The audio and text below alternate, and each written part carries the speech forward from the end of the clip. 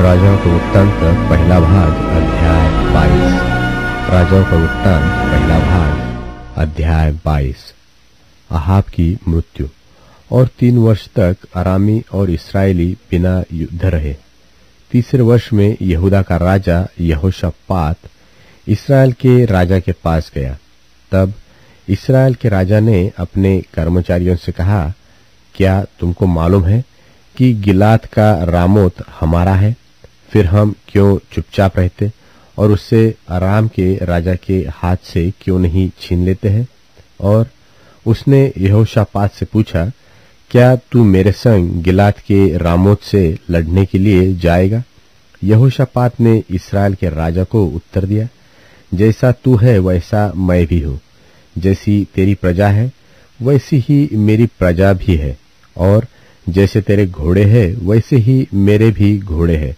फिर यहोशापात ने इस्राएल के राजा से कहा कि आज यहोवा की इच्छा मालूम कर ले। तब इस्राएल के राजा ने नबियों को, जो कोई 400 पुरुष थे, इकट्ठा करके उनसे पूछा, क्या मैं गिलाद के रामोत से युद्ध करने के लिए चढ़ाई करूं व रुका रहूं? उन्होंने उत्तर दिया, चढ़ाई कर, क्योंकि प्रभु उसको राजा के हाथ में कर देगा। परंतु यहोशापात ने पूछा, क्या यहाँ यहोवा का और भी कोई नबी नहीं है जिससे हम पूछ ले? इस्राएल के राजा ने यहोशापात से कहा, हाँ, इमला का पुत्र मिकायाह एक पुरुष है, और जिसके द्वारा हम यहोवा से पूछ सकते हैं।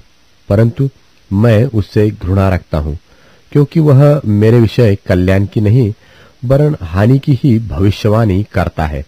यहोशापात ने कहा, राजा ऐसा न कहे।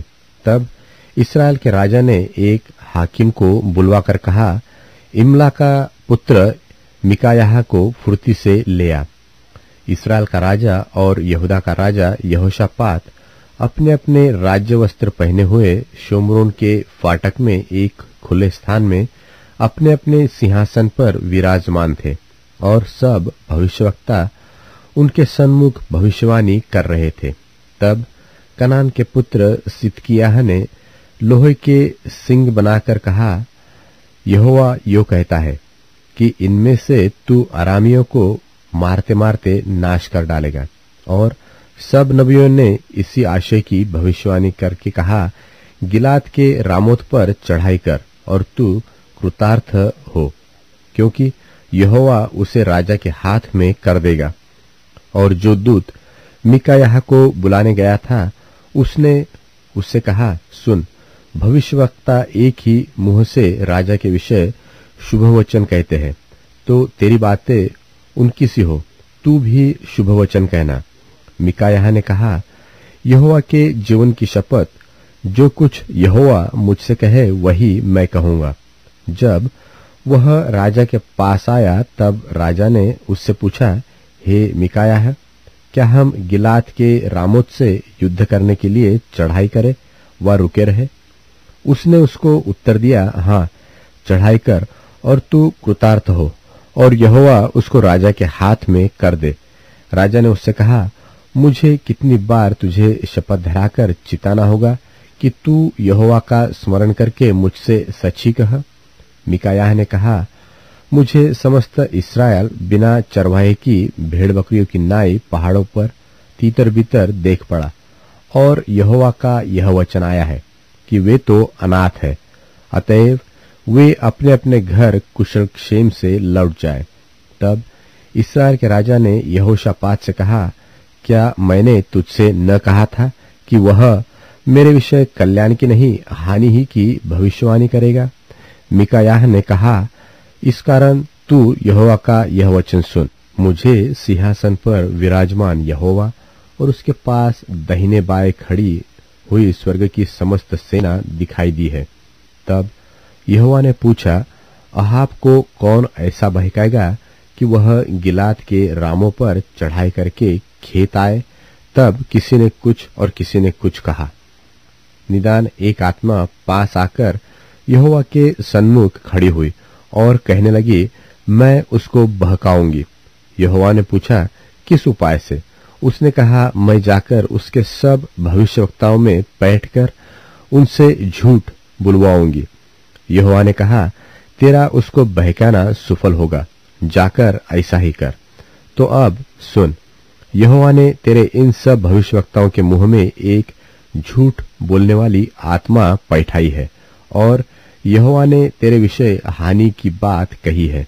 तब कनान के पुत्र सिदकिय्याह ने मिकायाह के निकट जा उसके गाल पर थपेड़ा मारकर पूछा, यहोवा का आत्मा मुझे छोड़कर तुझसे बातें करने को किधर गया? मिकायाह ने कहा, जिस दिन तू छिपने के लिए कोठरी से कोठरी में भागेगा, तब तुझे बोध होगा। तब इस्राएल के राजा ने कहा, मिकायाह को नगर के हाकिम आमोन और योआश राजकुमार के पास ले जा और उससे कह, राजा यो कहता है कि इसको बंदीगृह में डाल दो, और जब तक मैं कुशल से न आऊं तब तक इसे दुख की रोटी और पानी दिया करो।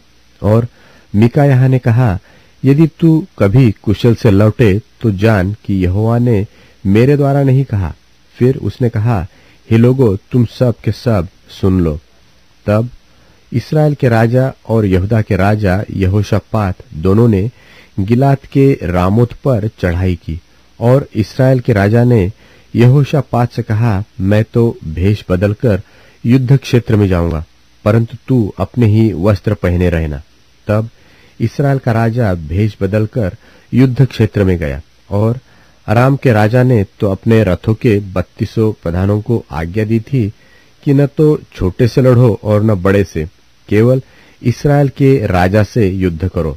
तो जब रथों के प्रधानों ने यहोशापात को देखा, तब कहा, निश्चय इस्राएल का राजा वही है, और वे उसी से युद्ध करने को मुड़े। तब यहोशापात चिल्ला उठा, यह देखकर कि वह इस्राएल का राजा नहीं है। रथों के प्रधान उसका पीछा छोड़कर लौट गए। तब किसी ने अटकल से एक तीर चलाया, और वह इस्राएल के राजा के झिलम और निचले वस्त्र के बीच छेद कर लगा। तब उसने अपने सारथी से कहा, मैं घायल हो गया हूं, इसलिए बागडोर फेरकर मुझे सेना में से बाहर निकाल ले चल।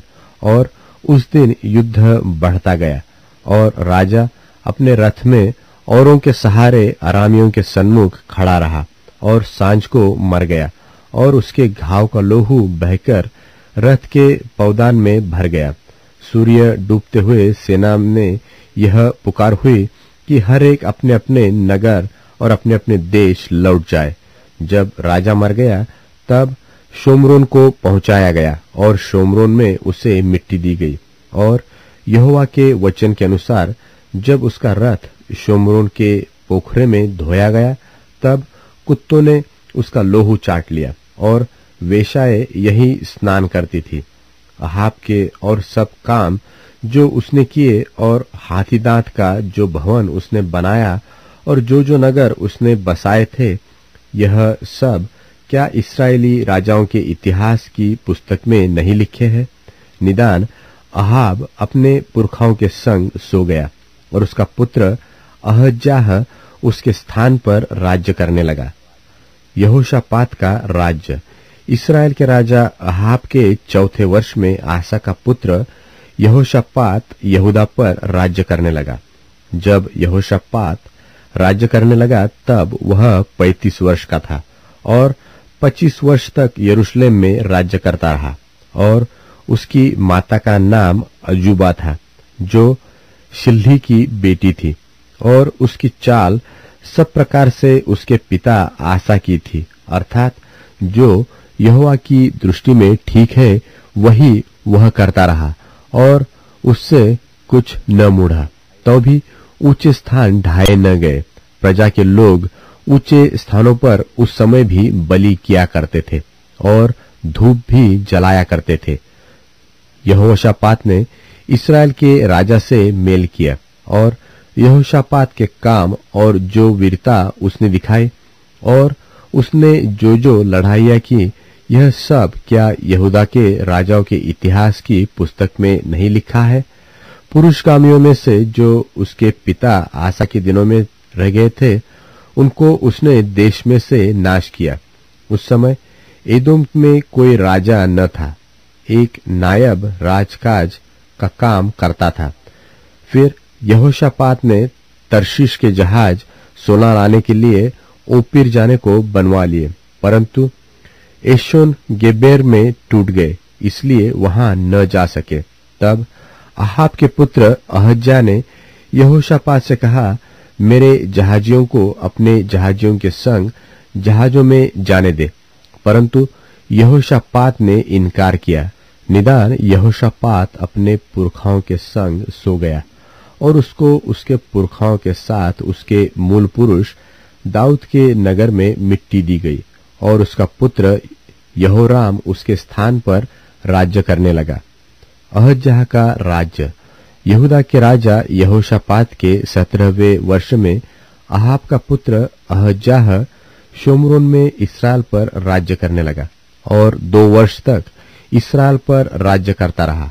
और उसने वह किया जो यहोवा की दृष्टि में बुरा था, और उसकी चाल उसके माता पिता और नबात के पुत्र यारोबाम की सी थी, जिसने इस्राएल से पाप करवाया था। जैसे उसका पिता बाल की उपासना करके और उसे दंडवत करने से इस्राएल के परमेश्वर यहोवा को क्रोधित करता रहा, वैसे ही अहज्या भी करता रहा। वैसे